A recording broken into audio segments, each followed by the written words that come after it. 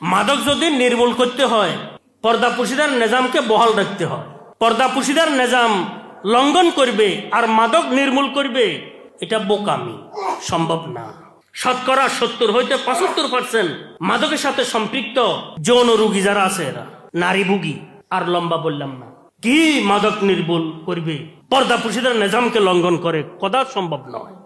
একটা শ্রেণীর লোক মাদকের সাথে সম্পৃক্ত হয়ে অল্প বয়সে মাদকের আসক্ত হইয়া যায়, এটা হচ্ছে আনুষাঙ্গিকতা। পক্ষান্তরে মূল হচ্ছে কোটি কোটি টাকার ব্যবসা বাণিজ্যে যারা জড়িত।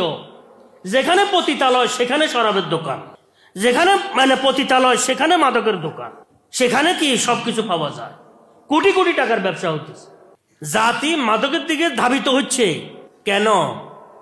পশুত্বের স্বভাবের সাথে জাতি সম্পৃক্ত হয়ে গেছে। সেটা কি শাহওয়াত সম্পর্কীয় গুনাহ। তো মাদক মুক্ত যদি সমাজ কেউ গড়তে চায়, তার ভূমিকা হচ্ছে, তার মূল হচ্ছে পর্দা পুশিদার নিজামকে বহাল করতে হবে।